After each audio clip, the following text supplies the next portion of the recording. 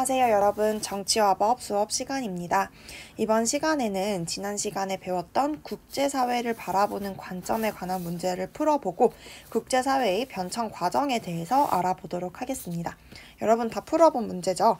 간단하게 답 확인하고 넘어가도록 하겠습니다. 먼저 1번 문제부터 볼게요. 국가가 이기적인 행위 주체임을 전제로 한다. 자, 국가는 이기적인 존재다 라고 봤던 관점은 무슨 관점이었죠?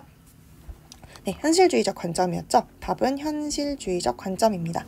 그리고 2번 볼게요. 국제사회가 힘의 논리에 의해 지배된다고 보는 입장이 뭐였죠?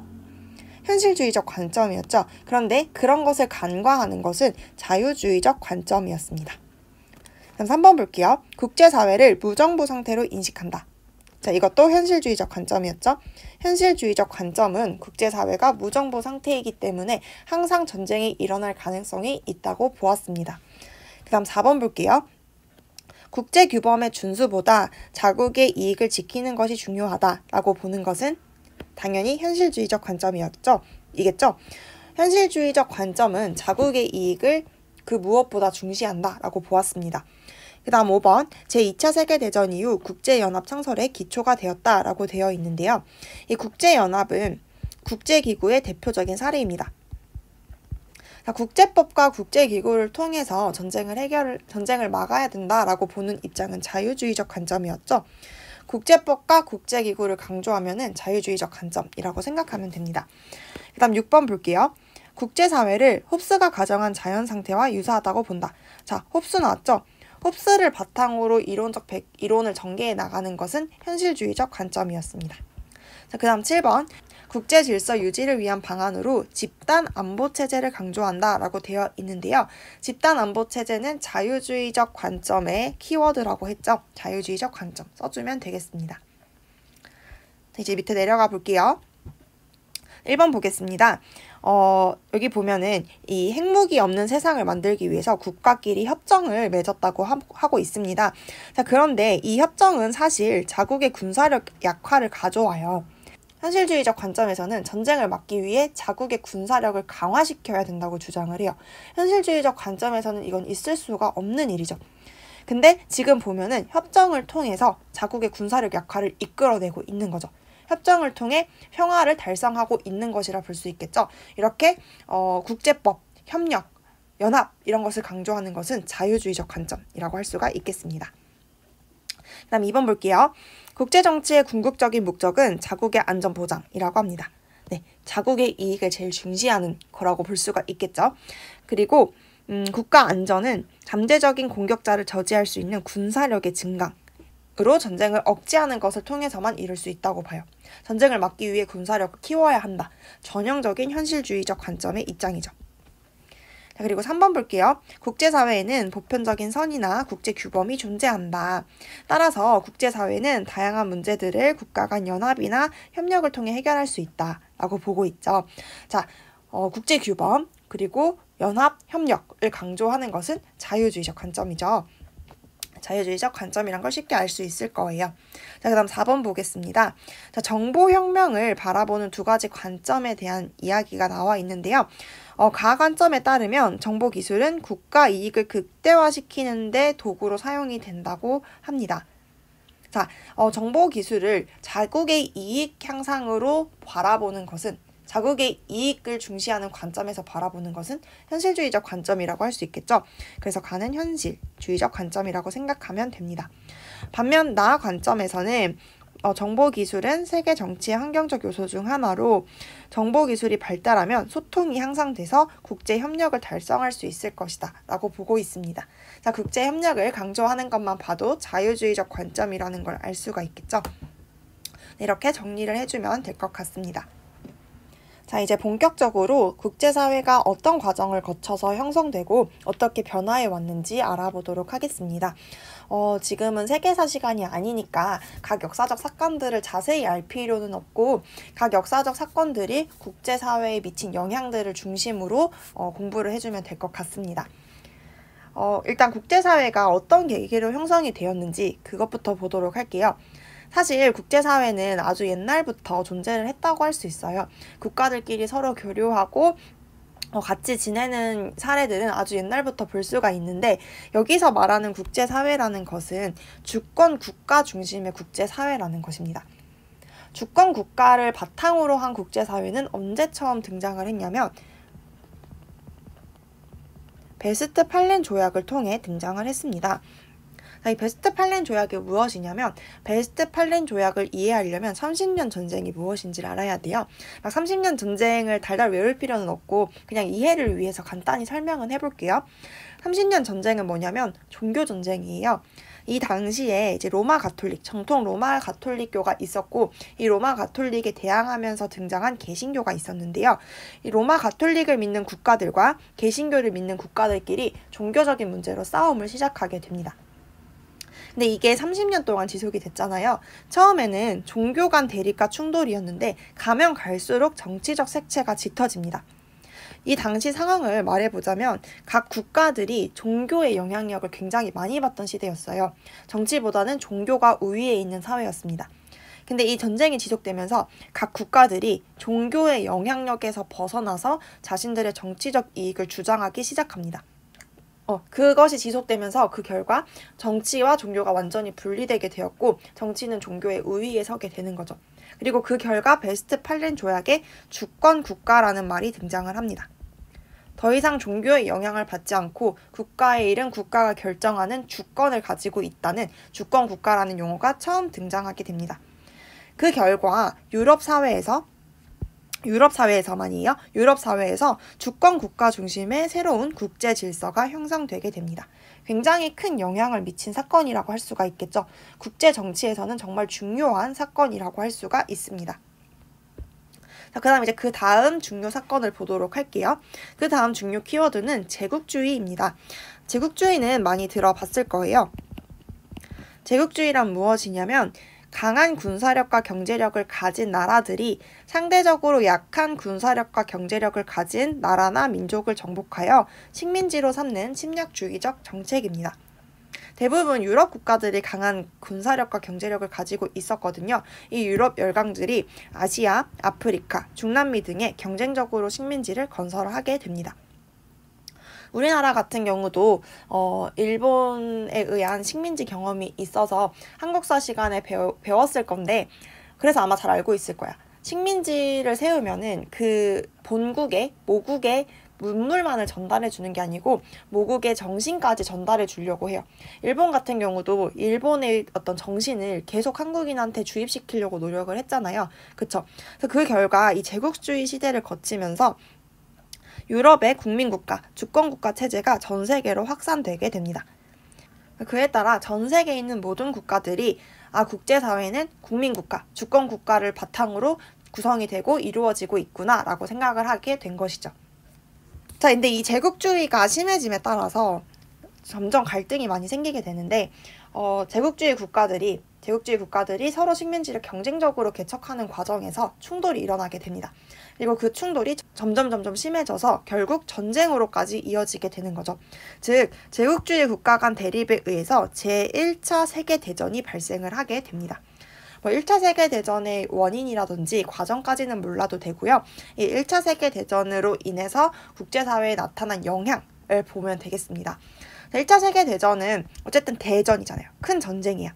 큰 전쟁이기 때문에 많은 국가들에게 많은 피해를 줍니다.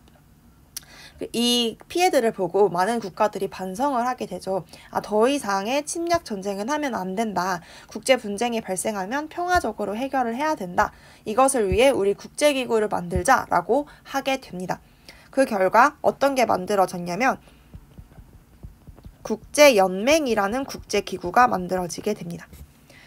그래서 많은 국가들이 국제연맹에 가입을 했고, 이 회원국들 중에 어떤 국가가 배신을 하면은 같이 제재를 가하자라고 약속을 합니다. 여기까지는 되게 좋았는데 국제연맹이 사실 치명적인 한계점들이 있었어요. 그 한계점을 잘 알아둬야 되는데요. 어떤 한계점이 있었냐면은, 첫 번째로는 일단 미국과 소련 등의 강대국이 불참했습니다. 사실 제일 강한 국가들이 참여하지 않으면 실효성이 없잖아요. 그쵸? 특히나 이 미국이나 소련 같은 강한 나라들이 나쁜 짓을 하면은 다른 국가들이 힘을 합쳐서 제재를 할 수가 없을 거예요, 사실. 그래서 진짜 실효성이 없어졌었고요. 두 번째도 문제가 있었는데 어떤 문제였냐면 누군가가 잘못을 하면은 강력한 제재를 해야 되는데 그런 강력한 군사적 제재를 하지 못했습니다. 국제연맹군이라는 것이 없었기 때문에 어떤 회원국이 잘못을 하면 기껏해야 무역 중단과 같은 경제적 제재밖에 하지 못했습니다. 그렇기 때문에 경제적인 부담을 감수하고서라도 자국의 이익을 위해 배신을 때리고자 한다면 언제든지 때릴 수가 있었다는 것이죠. 실제로 이런 국제연맹의 한계가 드러나면서 제2차 세계대전까지 이어지게 됩니다. 이 제2차 세계대전을 일으킨 국가는 독일, 일본과 같은 전체주의 국가였어요. 네, 이것 역시 정확한 원인이라든지 과정은 생략하고 그 결과만 보도록 하겠습니다. 자, 대전을 2번이나 겪었어. 네, 국가들이 엄청나게 반성을 했겠죠. 전쟁을 일으킨 국가들이나 전쟁을 일으키도록 방조하고 있었던 국가들 모두 반성을 많이 하게 됩니다. 죄 없는 민간인들과 병사들이 많이 희생됐기 때문이죠. 그래서 국제연맹 말고 진짜 국제평화를 달성할 수 있는 국제기구를 만들자라고 해서 국제기구를 또 만들게 되는데요. 이것이 바로 그 유명한 국제연합입니다. UN이라고 많이 부르죠. 국제연합은 국제연맹의 한계를 모두 보완을 했어요. 미국과 소련과 같은 강대국이 모두 가입을 했고요. 그리고 UN군이라는 것을 만들어서 잘못을 하면은 군사적 제재까지 가할 수 있도록 했습니다. 지금까지 그래서 잘 유지가 되고 있죠. 2차 대전 이후에는 이제 총칼로 싸우는 대전이라 불리는 전쟁은 일어나지 않았어요. 자, 대전과 같은 1차 세계대전, 2차 세계대전과 같은 총칼로 싸우는 전쟁을 뭐라고 하냐면 hot war이라고 합니다. 왜냐하면 뜨거운 화약을 바탕으로 싸우니까. 자, 근데 2차 대전 이후에 이 hot war은 더 이상 안 일어났다고 했잖아요. 대신에 cold war이라는 것이 일어나게 됩니다. 이게 그 유명한 냉전입니다. 자, 냉전은 왜 cold war이라고 불리냐? 뜨거운 화약으로 싸우지는 않지만 머릿속에 들어있는 이념으로 싸우는 거기 때문에 냉전이라고 합니다. 2차 대전이 끝나고 나서 미국과 소련을 중심으로 한 이념 대립이 시작이 됩니다. 그리고 이 시국을 냉전체제 또는 양극체제라고 부릅니다.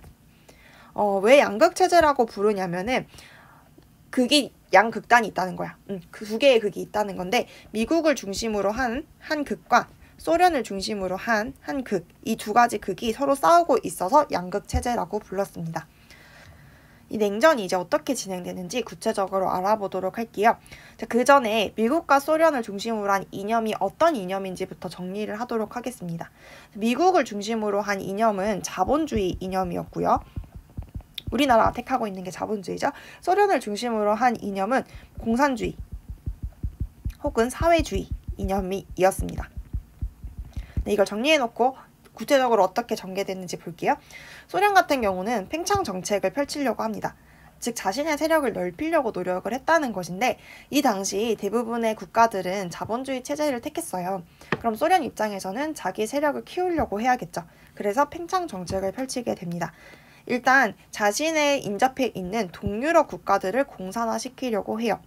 여러분 지도 다 볼 줄 알죠? 지도를 제가 간단하게 그려보면 여기가 러시아, 그 당시 용어로 소련이라 할게요. 소련이 있고 옆에 바로 동유럽이 있었어. 그쵸? 이 가까이 있는 동유럽들을 다 공산화시키려고 노력을 합니다. 그리고 여기에 이제 중국이 있잖아요. 크게. 이 중국이 이제 공산국가가 되려고 하자 공산화를 적극적으로 지원을 해줍니다. 자신의 세력을 계속해서 키우려고 노력을 한 거죠. 자, 반면에 미국은 이 소련의 영향력이 커지는 것을 막아야겠죠. 그래서 소련의 영향력을 막는 봉쇄 정책을 펼치려고 노력을 합니다. 미국이 가장 두려웠던 것은 이 동유럽 옆에 있는 서유럽이었어. 지금 소련이랑 동유럽이 다 공산화되어 있잖아요. 그래서 바로 옆에 있는 서유럽까지 공산화되면 어떡할까 걱정이 많았던 거죠. 그래서 서유럽이 공산화되는 건 막아야 된다라고 하면서 발표한 선언이 뭐였냐면 트루먼 독트린입니다. 트루먼 독트린은 뭐냐면 공산화 위험에 직면한 자유주의 진영 국가에 대한 경제적, 군사적 원조 선언입니다.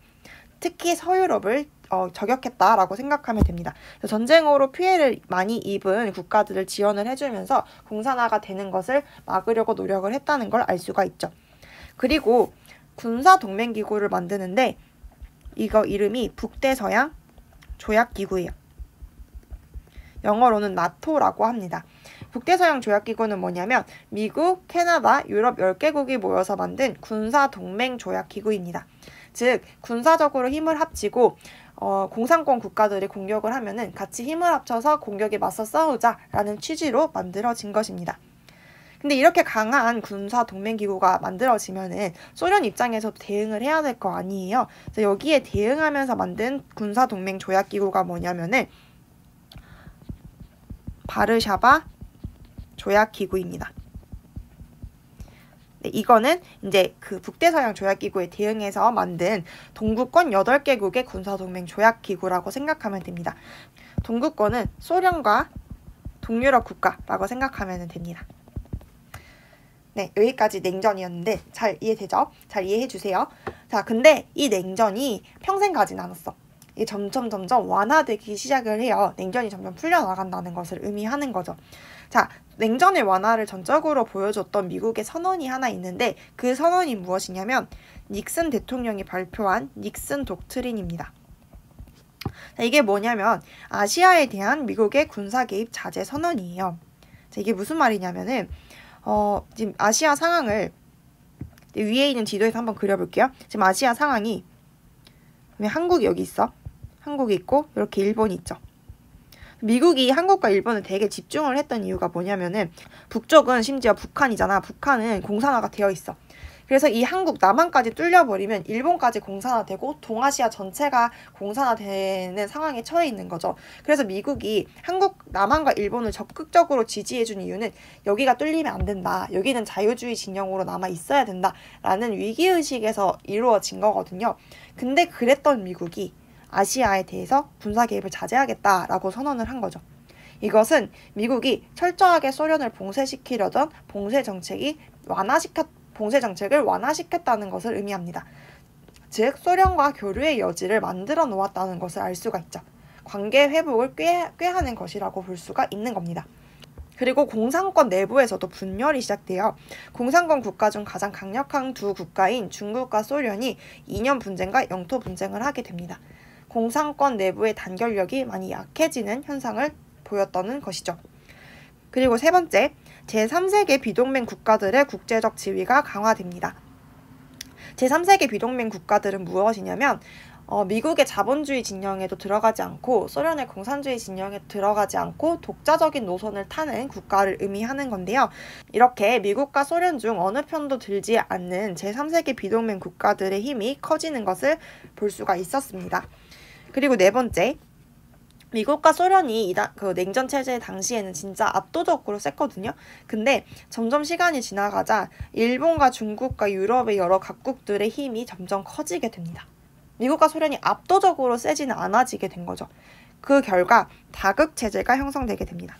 이제 강력한 극들이 여러 개가 생긴 거죠. 유럽연합, 미국 중심, 소련 중심, 그리고 동아시아권 이런 식으로 다양한 극이 생기는 현상을 볼 수가 있었습니다. 이 끝날 것 같지 않던 냉전은 결국 끝이 나게 되는데요. 냉전의 종식을 보여준 선언은 무엇이었냐면 바로 몰타 선언입니다. 몰타 선언은 지중해에 몰타라는 지역이 있었거든요. 그 몰타에서 미국과 소련의 정상이 만나서 이념 대결, 냉전은 이제 끝이 났다라고 선언한 것을 의미합니다. 이로써 이제 완전히 냉전은 끝이 나게 되었고 공산주의 국가들이 많이 무너지기 시작을 해요. 그 결과 독일이 자본주의 진영 쪽으로 통일이 되게 되었고요. 동구권 국가들 그리고 소련의 공산주의 체제가 붕괴되고 자본주의 체제를 받아들이게 됩니다. 그리고 중국 역시 공산주의 국가 체제는 유지하되 많은 부분에서 자본주의적 요소를 받아들였죠. 개방화를 하게 됩니다. 이렇게 지금까지 국제사회의 형성과 변천 과정을 알아보았는데요. 순서 잘 알아두고 주요 사건들이 국제사회에 미친 영향들이 무엇인지를 중심으로 공부해주면 될 것 같습니다. 이제 이것과 관련된 문제 풀어보고 마치도록 할게요. 첫 번째 문제는 국제사회를 바라보는 관점과 관련된 문제입니다. 풀어보도록 할게요. 갑 같은 경우는 이런 대기 환경 오염 문제를 지적을 하면서 이거를 해결하려면 개별 국가들이 자신의 이해관계를 넘어서서 국제 규범을 통해 해결해야 된다라고 보고 있습니다. 국제 문제를 해결할 때 국제 규범의 힘을 신뢰하는 관점은 자유주의적 관점이었죠. 갑은 자유주의적 관점이라고 생각하면 됩니다. 그 다음 을을 보도록 할게요. 을은 국가마다 자국만의 산업 발전을 중시하기 때문에 대기 오염이 불가피하게 발생한다. 이렇듯 각국이 자국의 이익을 배타적으로 관철하려는 게 국제사회의 현실이다. 그렇기 때문에 규범으로 해결하는 데는 한계가 있다라고 말하고 있어요. 즉 정리하자면 각국은 자국의 이익만을 추구하고 있고 그 결과 국제규범으로는 해결하기 힘들다라는 것이죠. 네, 현실주의적 관점이라고 할 수가 있습니다. 보기 보도록 할게요. 기억. 갑의 관점, 즉 자유주의적 관점은 국제사회가 힘의 논리에 의해 지배된다고 본다? 아니죠. 힘의 논리에 의해 지배된다고 보는 건 현실주의적 관점입니다. 기억 틀렸고요. 이은 을의 관점은 국제사회가 인류의 보편적 가치를 추구한다고 본다라고 되어 있는데 인류의 보편적 가치를 추구해서 협력을 달성할 수 있다고 보는 것은 자유주의적 관점입니다. 이은도 틀렸습니다. 디귿 보겠습니다. 자유주의적 관점은 현실주의적 관점과 달리 국제협력을 통한 국제 문제의 해결을 중시한다. 맞는 말이죠. 디귿 맞고요. 리을. 현실주의적 관점은 자유주의적 관점과 달리 국가 간 동맹을 통한 세력 균형이 자국의 안보를 보장한다고 본다. 자, 세력 균형 전략. 현실주의적 관점의 키워드라고 했죠? 맞습니다. 정답은 5번이 되겠습니다. 그리고 이번 문제는 오늘 배운 것과 관련된 문제인데요. 하나씩 보도록 할게요. 기억. 베스트팔렌 조약 체결 이후 근대적 의미의 주권 국가가 등장하기 시작했다. 맞는 말이죠. 기억 정답이고. 니은. 제2차 세계대전 이후 국제사회는 국제연맹의 한계점을 보완하여 국제연합을 창설하였다. 이것도 맞는 말이죠. 국제연맹이랑 국제연합이 다른 거 잘 구분해 줘야 됩니다. 자, 그 다음 디귿. 냉전 시기에 자유진영, 공산진영, 제3세계가 대립하는 다극체제가 확고히 자리 잡았다. 아니죠. 냉전 시기에는 미국과 소련을 중심으로 한 양극체제가 확고히 자리 잡고 있었습니다. 그 다음 리을 볼게요. 냉전 해체 이후 이념 갈등뿐 아니라 민족, 종교, 인종 차이로 인한 갈등이 확대되어 국지적 분쟁이 증가하고 있다라고 되어 있는데 이게 굉장히 좋은 선지인 게 이 뒷부분 있죠. 민족, 종교, 인종 차이로 인한 갈등이 확대되어 국지적 분쟁이 증가하고 있다라고 되어 있는데 이거는 맞는 말이야. 실제로 전 세계가 싸우고 있는 전체적인 전쟁은 일어나고 있지 않지만 국지적, 특정 지역에 국한되어 있어서 발생하는 전쟁은 많이 일어나고 있어요. 우리 국제문제 카드뉴스 만들 때 소개됐던 국제 분쟁들 있죠. 이게 다 국지적 분쟁이에요. 그런데 이념 갈등 나와 있죠. 이념 갈등은 더 이상 이루어지지 않습니다. 자본주의니 공산주의니 하면서 싸우지는 않아요. 오로지 민족, 종교, 인종 차이로 인한 갈등이 발생할 뿐이지 자본주의라서 싸운다, 공산주의라서 싸운다 라는 건 일어나지 않아요. 냉전이 해체되면서 이념 갈등은 완전히 종식이 되었습니다. 그렇기 때문에 리을이 틀린 겁니다. 정답은 1번이 되겠습니다. 네, 이렇게 문제까지 풀어보았는데 오늘 수업은 여기까지 하도록 하겠습니다. 수고 많았어요.